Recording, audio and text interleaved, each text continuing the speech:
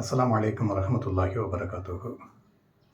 அதாவது முக்கியமாக நாம் தெரிந்து கொள்ள வேண்டிய செய்தி என்ன அப்படின்னு கேட்டோம்னா, இந்த இஸ்லாமிய மார்க்கம் இருக்குது இல்லையாம்மா, இந்த இஸ்லாமிய மார்க்கம் இந்த உம்மத்திற்கு எல்லா வகையான செட்டப்புகளையும், அதாவது தனி மனித வாழ்க்கையில் இருந்து ஒரு சமூக கூட்டமைப்பு வாழ்க்கை இருக்குது இல்லையா, இது வரைக்கும் அல்லாவும் அல்லாவுடைய ரசூலும் எல்லா வகையான செட்டப்புகளையும் என்ன செஞ்சிட்டாங்க, செய்து தந்துட்டாங்க. இந்த இஸ்லாமிய மார்க்கத்துக்குள்ளால் புதிதாக நாம் என்ன செய்ய வேண்டிய தேவை கிடையாது. நாமளாக உட்கார்ந்து முயற்சி பண்ணி ஒரு மஷூரா ஒன்று போட்டு புதிதாக ஒரு பிரச்சனைக்கு தீர்வு காண வேண்டிய தேவை கிடையாது. அல்லாவும் அல்லாவுடைய ரசூலும் என்ன பண்ணிட்டாங்க அப்படின்னு கேட்டோம்னா, எல்லா விஷயத்துக்கும் உண்டான வழிகாட்டுதலையும் நமக்கு சொல்லி தந்திருக்கிறாங்க. குல்ல ஷையின் ஃபஸ்ஸல்நாஹு தஃசீலா. இந்த திருமறை குர்ஆனில் எல்லாவற்றையும் நாம் தெளிவாக என்ன செய்திருக்கிறோம், வைத்திருக்கிறோம் அப்படின்னு சொல்லி போட்டு அல்லாஹு குர்ஆனில் சொல்கிறான். நாம் தெரிந்து கொள்ள வேண்டிய முக்கியமான செய்தி என்ன அப்படின்னு கேட்டோம்னா, நம்ம இந்த முஹல்லா அமைப்பு இருக்குது பாருங்கள், இஸ்லாமிய கூட்டமைப்பில் ஜமாஅத்து அமைப்பு, முஹல்லா அமைப்பு இது இருக்குது பாருங்கள்.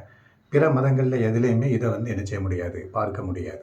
இஸ்லாத்தில் மட்டும் தனித்துவமான ஒரு அமைப்பாக, ஒரு நடவடிக்கையாக இந்த முஹல்லா அமைப்பு, ஜமாஅத்து அமைப்பு என்ன செய்கிறது, இருக்கிறது. ஒரு முஸ்லீம் ஏரியா இருக்குதுன்னா கண்டிப்பாக அதில் ஒரு ஜமாஅத்து இருக்கும். கட்டாயமாட்டு அதில் ஒரு முஹல்லா அமைப்பு இருக்கும். கட்டாயமாட்டு அங்கே ஐக்கிய ஜமாத்துன்னு சொல்லி போட்டு ஒன்று இருக்கும். இப்படி கட்டாயமாட்டு என்ன செய்யும், இந்த வழிகள் எல்லாம் என்ன செய்யும், இருக்கும். இதில் நாம் தெரிந்து கொள்ள வேண்டிய முக்கியமான செய்தி என்ன அப்படின்னு கேட்டோம்னா, நீளமாக பேச வேண்டிய செய்திகள் தான் சுருக்கமாட்டு உங்கள் கவனத்துக்கு நான் கொண்டு வரேன். என்ன அப்படின்னு கேட்டோம்னா, இன்றைக்கி உலக கல்வியை கற்றுக்கொள்ள வேண்டும் என்கிற அந்த முயற்சியில் ஆண்களும் பெண்களும் என்ன செய்கிறாங்க, இஸ்லாமிய உம்மத்தில், பிற மதத்தை பற்றி நான் சொல்ல வரலை, இந்த இஸ்லாமிய உம்மத்தில் உலக கல்வியை கற்றுக்கொள்ள வேண்டும், நம்ம ஒரு டிகிரியோ டிப்ளமாவோ வாங்க வேண்டும், நாம் சொந்த காலில் நிற்கணும், யாரையும் சார்ந்து நிற்கக்கூடாது அப்படிங்கக்கூடிய மனோபாவம் ஆண்களுடைய உள்ளத்துலேயும் வந்தாச்சு, பெண்களுடைய உள்ளத்துலேயும் வந்தாச்சு. அதிலும் குறிப்பாக மாணவ மாணவிகள், பள்ளிக்கூடத்தில் படிக்கக்கூடிய மாணவ மாணவிகளும் அவங்களும் இதில் என்ன செய்கிறாங்க, ரொம்ப கவனமாட்டு இருக்கிறாங்க. நாமெல்லாம் 15 வயசு, 16 வயசு, 17 வயசில் இந்த சிந்தனை நமக்கு கிடையாது. நாம் சொந்த காலில் நிற்கணும் அப்படிங்கிற சிந்தனை நமக்கு கிடையாது. ஆனால் இப்போ இருக்கக்கூடிய மாணவ மாணவிகள்கிட்ட என்ன சிந்தனை இருக்குது அப்படின்னு கேட்டோம்னா, நாம் சொந்த காலில் நிற்கணும், நாம் நம்ம கையில் நாம் படுத்தா தான் கடைசி வரைக்கும் படுக்க முடியும், தலை வச்சு படுக்க வேண்டும் என்றால் சொந்த கையை தான் உதவுமே தவிர இன்னொருத்தன் கையில் படுத்தோன்னு வச்சுக்கிடுங்க, அவன் உருவிட்டு போயிடுவான், தலை படால்னு தரையில் அடிக்கும். இதில் ரொம்ப தெளிவாட்டு மாணவ மாணவிகள் இருப்பதின் காரணத்தினால பள்ளிக்கூட படிக்கக்கூடிய அந்த காலகட்டத்தில், அந்த பருவத்திலேயே ஒரு டிகிரியோ டிப்ளமோ வாங்கி பின்னாடி நாமளும் என்ன செய்யணும், வேலைக்கு போய் பணத்தை உண்டாக்கணும் அப்படிங்கிற ஐடியாவில் எல்லா மாணவ மாணவிகளும் வந்துட்டாங்க. இதில் விதிவிலக்குன்னு சொல்லி போட்டு யாருமே கிடையாது. சரிங்களா? அப்படி இருக்கும் பொழுது நாமெல்லாம் சின்ன பிள்ளைங்களாட்டு இருக்கும் பொழுது 8ஆம் கிளாஸு 10ஆம் கிளாஸு தேர்றதே பெரிய விஷயமாட்டு இருக்கும். ஏதோ ஒரு படிப்பை பற்றி தெரிந்தவங்க வேண்டுமென்றால் 10 முடிக்கலாம், 12 முடிக்கலாம், காலேஜ் படிக்கலாமே தவிர, அன்னைக்கெல்லாம் ஏழ்மை கடுமையாக இருந்ததன் காரணத்தினால பெரும்பாலும் 8ஆம் கிளாஸ் 9ஆம் கிளாஸோடு என்ன செய்திருவாங்க, சம்பாத்தியம் பண்ண போயிடுவாங்க. 10ஆம் கிளாஸோடு என்ன செய்வாங்க, சம்பாத்தியம் பண்ண போயிடுவாங்க. ஆனால் இன்றைக்கி அப்படி கிடையாது. மேல் படிப்புன்னு சொல்லி போட்டு என்ன இருக்குது என்பதை 10ஆம் கிளாஸ் படிக்கும் பொழுதே குரூப்பு தேர்வு செய்யும் பொழுதே என்ன செய்துடுறாங்க, 10ஆம் கிளாஸ் பாஸ் ஆகியாச்சா, அடுத்து என்ன குரூப் எடுக்க போகிற அப்படி தான் கேட்குறாங்க. அப்போ குரூப்பு தேர்வு செய்வதிலேயே என்ன செய்கிறாங்க, மாணவ மாணவிகள் போட்டி போட்டு முன்னேறி போய்கிட்டே இருக்கிறாங்க. நாம் தெரிந்து கொள்ள வேண்டிய செய்தி என்ன அப்படின்னு கேட்டோம்னா, 12ஆம் கிளாஸை முடித்ததற்கு பின்னாடி அடுத்து மேல் படிப்பு படிக்க போகிறாங்க பாருங்கள். இந்த மேல் படிப்பு படிக்கக்கூடிய மாணவ மாணவிகளுக்கு முஹல்லா ஜமாத்து, இஸ்லாமிய ஜமாத்துகள் இருக்கக்கூடிய இந்த இடங்களில், பெரிய பெரிய ஜமாத்துகள் இருக்கக்கூடிய பெரிய பெரிய ஊர்களில் உங்கள் கவனத்துக்கு நாம் கொண்டு வர்றது என்ன அப்படின்னு கேட்டோம்னா, +2 படித்த மாணவ மாணவிகளுக்கு, 10th படித்த மாணவ மாணவிகளுக்கு அடுத்து என்ன படிக்கலாம், எங்கு சேரலாம், என்ன படிக்கலாம், எந்த படிப்பில் கை நிறைய சம்பளம் கிடைக்கும் அப்படிங்கிறத நீங்கள் நடத்தி கொடுக்குறீங்க பாருங்கள். ஓகே, இது வரவேற்கத்தக்க விஷயம்தான். எது, நம்ம பகுதியில் இருக்கக்கூடிய 10ஆம் கிளாஸ் படித்த பிள்ளைங்க, 12ஆம் கிளாஸ் படித்த பிள்ளைங்க, இந்த பிள்ளைங்களுக்கு அடுத்த லெவல் எப்படி போகிறது, கல்வி வழிகாட்டுதலுங்கக்கூடிய அடிப்படையில் அடுத்து என்ன படிக்கலாம் கூட ஐடியாக்களில் பள்ளிவாசலில் வச்சு, மண்டபங்களில் வச்சு, ஒரு பெரிய ஹாலில் வச்சுலாம் என்ன செய்கிறாங்க, பாடம் நடத்துகிறீங்க. அதுக்காக வேண்டி பள்ளிக்கூடத்தில் படிக்கக்கூடிய மாணவ மாணவிகளை அந்த இடத்துக்கு வர வைக்கிறீங்க, பேரண்ட்ஸுகளோடு வர வைக்கிறீங்க, என்ன படிக்கலாம், எங்கே படிக்கலாம் கூட ஐடியாலாம் சொல்லிக் கொடுக்குறீங்க. இதெல்லாம் ஓகே தான். ஆனால் இதில் நம்ம சிந்திக்க வேண்டிய விஷயம் என்ன அப்படின்னு கேட்டோம்னா, நீங்கள் வந்து பள்ளி வாசலில் வந்து இந்த கல்வி வழிகாட்டுதல் அப்படின்னு சொல்லப்பட்டு நீங்கள் சொல்லிக் கொடுக்குறீங்க பாருங்க. இதை பள்ளிக்கூடத்திலே என்ன செஞ்சுருவாங்க, டீச்சர்ஸ்கள்லாம் சொல்லி கொடுத்துருவாங்க. பள்ளிக்கூடத்திலேயே அந்த தலைமை ஆசிரியர்கள் மற்ற மற்ற பாடம் எடுக்கக்கூடிய ஆசிரியர்கள் அந்த பிள்ளைங்களுடைய திறமையை பார்த்துட்டு, நீ இந்த குரூப்பை எடு, நீ இந்த கல்வியை படி, இந்த கல்வியை படித்தோம்னா நீ இதில் முன்னேறி போய்கிட்டே இருப்ப அப்படின்னு சொல்லி போட்டு, இந்த எங்கே படிக்கலாம் என்ன படிக்கலாங்கிறத வந்து பள்ளிக்கூடத்திலேயே சொல்லி கொடுத்துருவாங்க. இதை வந்து ஒரு முஹல்லா வந்து மெனக்கெட்டு எடுத்து நடத்தணும் அப்படிங்கக்கூடிய தேவை கிடையாது. நடந்தாலும் தப்பு கிடையாது, நடத்த வேண்டிய தேவையும் கிடையாது. அப்போ இந்த முஹல்லான்னு சொல்லி போட்டு ஜமாஅத்துன்னு சொல்லி போட்டு இருக்கிறாங்க இல்லையா, நீங்கள் என்ன செய்யணும் அப்படின்னு கேட்டோம்னா, உங்கள் பகுதியில் மேல் படிப்பு படிப்பதற்காண்டி மாணவ மாணவிகள் பக்கத்தில் இருக்கக்கூடிய டவுன்களில் போய் படிக்கிறாங்க, பக்கத்தில் இருக்கக்கூடிய சிட்டியில் போய் படிக்கிறாங்க அப்படிங்கிற சூழ்நிலை வருகிற பொழுது நீங்கள் என்ன முயற்சி பண்ணணும் அப்படின்னு கேட்டோம்னா, வாகன போக்குவரத்துகள் இந்த பிள்ளைங்களுக்கு சரியான முறையில் நம்ம ஊரில் இருந்து டவுனில் போய் படிக்கிறதுக்கு வாகன போக்குவரத்துகள் இருக்குதா? காலையில் எத்தனை மணிக்கு வாகனங்கள், பொது வாகனம் அரசாங்கத்தின் மூலமாக இயக்கப்படக்கூடிய பொது வாகனம் இருக்குத, அந்த பொது வாகனம் காலையில் எத்தனை மணிலேருந்து எத்தனை மணி வரைக்கும் நம்ம ஊர் வழியாக பக்கத்தில் இருக்கக்கூடிய டவுனுக்கு போகுது? அந்த வாகன போக்குவரத்தில் வந்து கூட்டம் எப்படி இருக்குது? ஃப்ரீயாட்டு போகிறாங்களா, கூட்டமாட்டு, இதையெல்லாம் ஆய்வு பண்ணணும். வெறுமனை உட்காந்துக்கிட்டு மொஹல்லா ஜமாத்து நடத்துறது மேட்ரு கிடையாது. வெறுமனை உட்காந்துக்கிட்டு நாங்கள் மொஹல்லா நிர்வாகிகளாட்டி இருக்கிறோம், நாங்கள் தலைவராட்டி இருக்கிறோம், நாங்கள் செயலாளராட்டி இருக்கிறோம் அப்படின்னு சொல்லிட்டு வெறுமனை உட்கார்வது மேட்ரு கிடையாது. வெறுமனை உட்கார்றது வந்து எல்லாரும் உட்காந்துட்டு போகலாம். நிக்காக புத்தகத்தில் வந்து நாங்கள் கையெழுத்து போடத்தான் நாங்கள் வருவோம், நிக்காக புத்தகத்தை பள்ளிவாசலுக்கு கொண்டு வருவோம். ஒரு வீட்டில் வந்து ஜனாசா விழுந்துட்டோம்னா அந்த ஜனாசாவை எப்படி அடக்கம் செய்யணும், எப்படி புதைக்கணும், எப்படி பாத்தியா ஓதணும், இதுக்கு வந்து நாங்கள் அதுக்கு கிடையாது. அது வந்து ஆட்டோமேட்டிக்காக அது நடந்துக்கிட்டே இருக்கும். ஆச்சுங்களா? மொஹல்லா ஜமாத்தில் இருக்கக்கூடிய நிர்வாக பெருமக்கள், ஜமாஅத்துகள் இயக்கங்கள் வச்சு நடத்தக்கூடிய நிர்வாக பெருமக்கள், நீங்கள் கவனத்தில் என்ன பண்ணணும் அப்படின்னு கேட்டோம்னா, எங்கே படிக்கலாம் என்ன படிக்கலாம் அதெல்லாம் நடத்துவதை விட உங்கள் பகுதியிலிருந்து அருகாமையில் இருக்கக்கூடிய டவுனில் போய் படிக்கக்கூடிய மாணவ மாணவிகள் எத்தனை பேர் போகிறாங்க, அவங்களுக்கு உண்டான வாகன வசதிகள் என்ன இருக்குது, நம்ம ஜமாத்தின் மூலமாக நாம் என்ன இலவசமாட்டு என்ன செய்து கொடுக்கலாம், அல்லது மாணவ மாணவிகள்கிட்ட ஒரு தொகையை வாங்கிட்டு அதற்குண்டான வாகன ஏற்பாடுகளை எப்படி ஏற்பாடு பண்ணி கொடுக்கலாம், இப்படிலாம் தான் நீங்கள் சிந்திக்கணும். அதிலும் பொம்பளை பிள்ளைங்க வந்து பொது வாகனம் அரசு இயங்கக்கூடிய அந்த போக்குவரத்து துறை இருக்குது இல்லையா, அதிலலாம் வந்து இப்போ இந்த 12ஆம் கிளாஸை முடிச்சு போட்டு போகக்கூடிய பொம்பளை பிள்ளைங்க ஒரு பஸ்ஸில் வந்து கூட்ட நெரிசலில் ஏறி போகிறாங்கன்னா அந்த பிள்ளைங்க என்ன பாடுபடும், என்ன கஷ்டப்படும். அந்த பிள்ளைங்க வந்து ஆம்பளை அப்போ தான் முதலாக போக படிக்கிறாங்க. இப்போ பஸ்ஸில் ஏறி தனிப்பட்ட முறையில் பஸ்ஸில் ஏறி பக்கத்தில் இருக்கக்கூடிய சிட்டியில் போய் படிக்கக்கூடிய ஒரு பக்குவம் அப்போ தான் புதுசாக வருது. அப்போ வருகிற பொழுது கூட்ட நெரிசலில் மாட்டிக்கிட்டு ஏறிக்கிட்டு இறங்கிட்டு அங்கே போய் இறங்கி அங்கேருந்து இப்படி போகிறது அவங்களுக்கு எவ்வளோ சிரமம். அட மொஹல்லால வந்து நிர்வாக பொறுப்பில் இருக்கிறது மேட்ரு கிடையாது. இது நிர்வாக பொறுப்பில் இருக்கிறது தான் உங்களுக்கு வந்து அந்தஸ்தும் கிடையாது. இதில் நீங்கள் கவனம் கொடுக்கணும். எதில்? நம்ம பகுதியிலேருந்து எந்த மாணவ மாணவிகள் எங்கே போய் படிக்க போகிறாங்க, அவங்க போய் சேரக்கூடிய இடம் வரைக்கும் பாதுகாப்பான பயணமாட்டு இருக்குமா, அந்த போக்குவரத்து பயணம் வந்து கூட்ட நெரிசல் கடுமையாட்டு இருந்தோம்னா நம்ம ஜமாத்து சார்பாக நம்ம எப்படி ஒரு வாகனத்தை ஏற்பாடு பண்ணணும், இதில் எல்லாம் கவனிக்கணும். இதில் எல்லாம் கவனித்து முஹல்லாவில் இருக்கக்கூடிய கஷ்ட நஷ்டங்களில் பங்கெடுத்தா தான் அது முஹல்லா நிர்வாகம்னு அர்த்தம். கல்யாண வீட்டுக்கு மட்டும் வருவேன், மரணமடைந்த வீட்டுக்கு மட்டும் வருவேன், பஞ்சாயத்து ஏதாவது ஒன்றா அதை பற்றி பேச மட்டும் வருவேன், இது நிர்வாகத்துக்கு அழகு கிடையாது. சொல்லுது புரியுதுங்களா?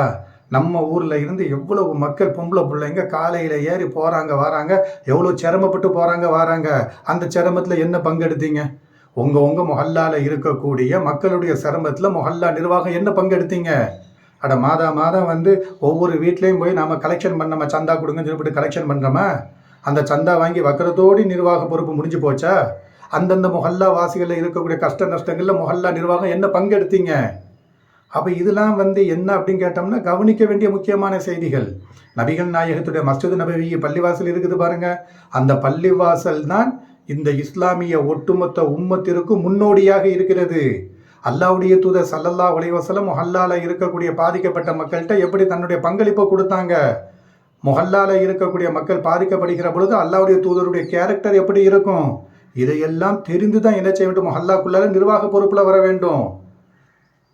அப்போ வந்து அருகாமையில் இருக்கக்கூடிய டவுனில் படிக்க போகக்கூடிய கல்லூரி மாணவ மாணவிகள் படிக்க போகக்கூடிய அந்த பள்ளிக்கூட அமைப்பு அந்த செட்டப் இருக்குது பாருங்க, அதில் வந்து போக்குவரத்தில் ரொம்ப கவனமாட்டு இருக்கணும். போக்குவரத்து என்பது வந்து இன்னைக்கு நம்ம பொம்பளை பிள்ளைங்க வந்து நீங்கள் யோசனை பண்ணி பாருங்களேன், பஸ்ஸில் போகிறாங்க. காலையில் போய் படிப்பதற்காக வேண்டி பஸ்ஸில் போகிறாங்க. போனோம்னா சீட்டு கிடைக்கல. சீட்டு கிடைச்சோம்னா கூட்டத்துக்கு மத்தியில் மாட்டிக்கிட்டாங்க. அதில் எத்தனை ஆண்கள் வந்துக்கிட்டு போய்கிட்டு இருப்பாங்க, எத்தனை பெண்கள் வந்துக்கிட்டு போய்கிட்டு இருப்பாங்க. ஒரு பொம்பளை பிள்ளைக்கு வந்து மன உளைச்சலை கொடுக்குமா, கொடுக்காதா? அப்போ வந்து இதை எல்லாம் கவனத்தில் என்ன செய்யணும், வைக்கணும். அதாவது வந்து பேசினா நிறைய பேசிக்கிட்டே இருக்கலாம் இதுக்குள்ளால இறங்கி. சுருக்கமாக சொல்ல போனோம்னா மொஹல்லா நிர்வாகம் என்பது வந்து உங்களுக்கு நிறைய பொறுப்புகள் இருக்குது. ஜமாத்து இயக்கங்கள் சொல்லி போட்டு இருக்கிறாங்களே, இயக்கங்கள் தலைவர்கள்லாம் இருக்கிறாங்களே, நாங்கள் ஆளுங்கட்சியில் கூட்டணியாக இருக்கோம், நாங்கள் எதிர்கட்சியில் கூட்டணியாக இருக்கோம் சொல்லி போட்டுலாம் இருக்கிறாங்களே. சும்மா கதறி வேஷ்டியும் கதறி சட்டையும் வெள்ளை சட்டையும் கருப்பு பெண்டும் போடுறது மேட்ரு கிடையாது. வெள்ளை சட்டையும் வெள்ளை சாரமும் உடுக்கிறது மேட்ரு கிடையாது. ஜமாத்தாக நீங்கள் இருக்கிறீர்கள் என்றால், இயக்கங்களாக இருக்கிறீர்கள் என்றால், உங்களுக்கு திணிக்கப்பட்ட கடமை என்ன? வெறுமனை உட்காந்துக்கிட்டு போஸ்டரில் பேர் வர்றதை விரும்பக்கூடாது. ஜமாத்தா, இயக்கமா, முஹல்லாவா, உங்களுக்கு கொடுக்கப்பட்ட பொறுப்பு.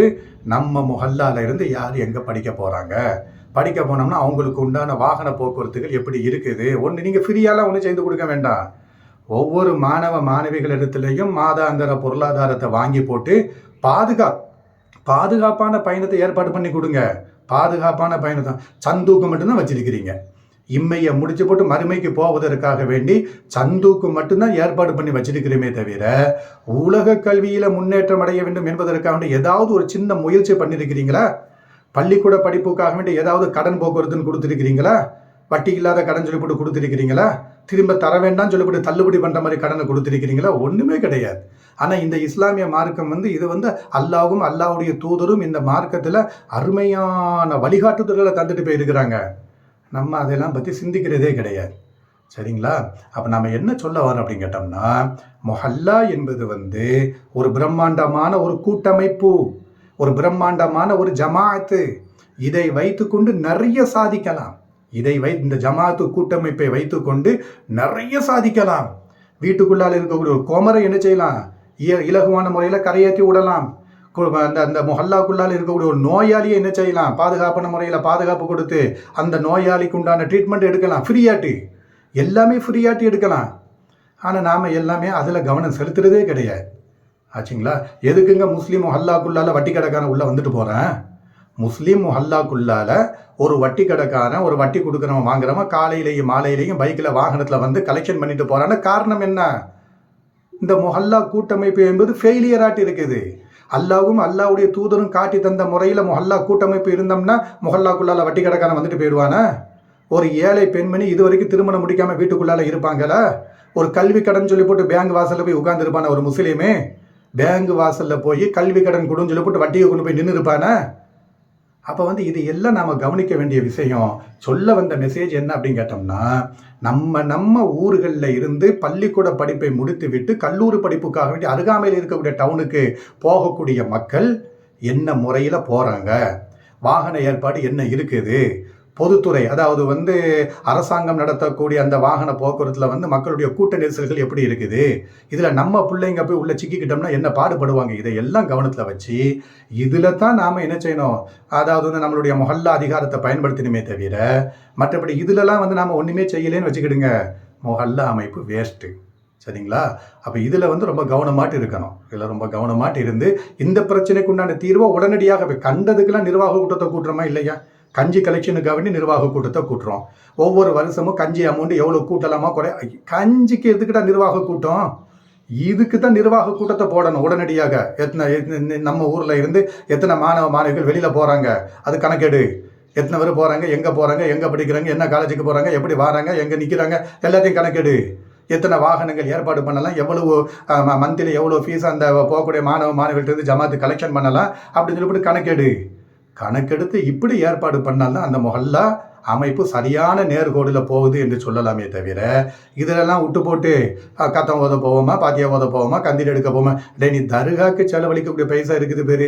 செத்து போன கபரை மையத்தை புதைத்ததற்கு பின்னாடி அதுக்கு விழா எடுக்கக்கூடிய அந்த பைசா இருக்குது. அந்த பைசாவை மட்டும் நீ சேமித்து வச்சேன்னு வச்சுக்க, ஒவ்வொரு மொஹல்லாக்கு 4 போக்குவரத்து என்ன செஞ்சுக்கலாம், வாகனங்களை வாங்கி வச்சிருக்கலாம். ஒவ்வொரு மொஹல்லாவிற்கு 4 வாகனங்கள் 5 வாகனங்கள் என்ன செஞ்சுக்கிடலாம் வாங்கி வச்சுக்கிட்டு அந்தந்த மொஹல்லாலேருந்து கிளம்பி போகக்கூடிய மாணவ மாணவிகளுக்கு பாதுகாப்பான பயணத்தை என்ன செய்யலாம் கொடுக்கலாம். அப்போ எதில் கவனத்தை கொண்டு போகணுமோ அதை எல்லாம் விட்டு போட்டு கண்டதிலையும் கடியதிலையும் கவனத்தை கொண்டு போனதுடைய விளைவு தான் நம்ம சமுதாயத்தில் இருக்கக்கூடிய பொம்பளை பிள்ளைங்க வேற மாதிரியான முடிவுகள் எடுப்பதற்கு இந்த முஹல்லா ஒரு காரணமாட்டு இருக்குது. 100க்கு 99 அரைக்கால் சதவீதம் காரணம் இந்த முஹல்லா நிர்வாகிகள் தான் இருக்கிறாங்க. அப்போ பக்குவம் இல்லாத நிர்வாகிகளை நம்ம தேர்வு செஞ்சு வச்சிருக்கிறோம். பக்குவம் இல்லாத, படிப்பு இல்லாத நிர்வாகிகளை தேர்வு செய்து வச்சதின் காரணத்தினால தான் இதுல எல்லாம் அவங்களுக்கு கவனம் போக மாட்டேங்குது. மௌத்தினுடைய விஷயத்தில் மட்டும் ஃபார்ம் அடித்து வச்சுக்கிடுவாங்க. என்ன முறையில் நீ அடக்கம் செய்வேன், என்ன முறையில் புதைக்குவேன், என்ன முறையில் பாத்தியா உதவும் அப்படின்னு சொல்லப்பட்டு இதெல்லாம் லட்சியமே கிடையாது. இது ஒன்றுத்துக்கும் உதவாது. மறுமையில் ஃபார்ம் அடிச்சேன்னு கேட்க போகிறானல்ல, மறுமையில் நீ என்ன முறையில் அடக்கம் செஞ்சான்னு சொல்லிட்டு கேட்க போகிறானா? ஆனால் இதை கேட்பேன், என்ன கேட்பேன், முஹல்லாவில் இருக்கக்கூடிய இஸ்லாமிய உம்மத்துக்கு நீ என்னடா பாதுகாப்பு கொடுத்த, உனக்கு நிர்வாக அதிகாரத்தை உனக்கு நான் தந்தேன் தானே, நீ என்ன இது கேள்வி கேட்பான். அதை கேள்வி கேட்க மாட்டேன். எதை மையத்து வீட்டுக்கு ஃபார்ம் கொடுத்தியா, மையத்து வீட்டுக்கு என்ன மனு கொடுத்த, மையத்து வீட்டுக்காண்ட என்ன இது கேள்வி கேட்க மாட்டான். இதை பற்றி கட்டாயம் மட்டும் கேள்வி கேட்பான். சரிங்களா? அப்போ இதை ஒரு விஷயத்தை நிர்வாக எங்கேயெல்லாம் அது டோட்டலாக முஸ்லீம் உம்மத்து, முஸ்லீம் ஜமாத்து, முஸ்லீம் முஹல்லான்னு சொல்லப்பட்டு எங்கே எல்லாம் இருக்கிறதோ அவங்க எல்லாத்துக்கும் இது ஒரு முக்கிய செய்தியாக நாம் என்ன செய்யணும், கொண்டு வருகிறோம். அல்லாஹ் ரப்பல் ஆலமீன் அவனுடைய மார்க்கத்தை தூய்மையான முறையில் பின்பற்றி நடக்கக்கூடிய நன்மக்களாக நம் அனைவர்களையும் அல்லாஹ் ஆக்கியல் புரிவானாக. அஸ்ஸலாமு அலைக்கும்.